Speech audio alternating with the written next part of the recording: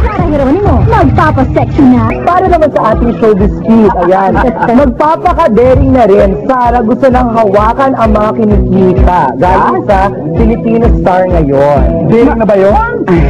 Gusto niya magpaka-daring, tapos at the same time gusto niya hawakan yung sarili niyang pera. Direct matagal na po natin pinag-uusapan yung tungkol kay Sara Geronimo na hindi man lang nahahawakan ang kanyang pinagpapaguran. At meron pa nga tayo yung sinabi noon na baka isang araw magrebelde ang batang ito at lumipat ng ibang bahay para ipakita na independente. Maitanong ko lang, how old is Sara Geronimo? Direct 23 West. 23 na direct. Kailangan naman siguro sa edad na yun ay meron na siyang sariling responsibilidad. Kahit hindi naman talaga totally pahawak yung pera niya kasi nakakatulong din pag merong guide sa mother. Pero at least yung parte na kinikita niya, at least kontrolado niya rin. Kasi ang balita natin, di ba, hindi pa niya hawak talaga lahat. At hindi lang yan direct. Hindi lang yan tintin. Si Sara Geronimo, mag-gym, magpupunta kahit saan nakabantay yung PA, yung nanay, yung tatay. So para ba siyang nasa loob ng aquarium? Parang isda. Ay, nakakakwento na yun. Kumakain sila ng pinalabas yung PA kasi kumakain sa loob ng gym. Pero ngayon, ayon sa Diva, talaga iibahin na rin din daw yung image ni Sara. Kakaroon na rin siya ng solid.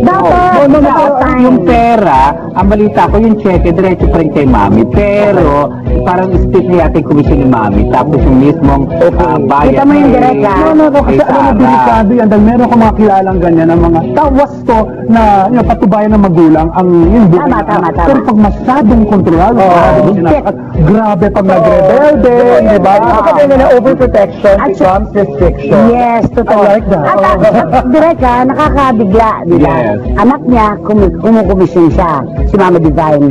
Yung ba namang kaunting bahagi ng pinaghihirapan ng bata, masama ba? Krimen ba? And ito yung sabi sa isa pang article, medyo related, sulat ni Vina Dibar, sabi niya, Sara, magpapasexy na. Yun na nga, magpapasexy na lang ko. Isa lang mga pero direct isa sa mga manifestasyon ng, alam mo na, pagkalaban. Pero direct, may naalala lang ako yung young star nung medyo hindi pa siya tumungtong sa edad na alam naman natin. Yung nanay niya ang kumukubra ng cheque. Kumukubra. Iba ito. Kasi parang ganito.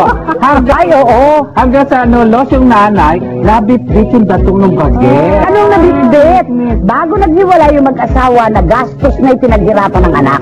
Kaya nagkaroon ng problema. Kaya ganun na lamang iyak nung bagets, nung dati pa siya. Iyak siya ng iyak kasi yung pinaghirapan niya nawala. At ang pinakamasakit doon, direct at Philippine at IC, yung unang-unang kutob ng pamilya ay totoo, na gastos sa lalaki. Oh, God! Kaya mga kapatid, ito na po ang ating express pasabog.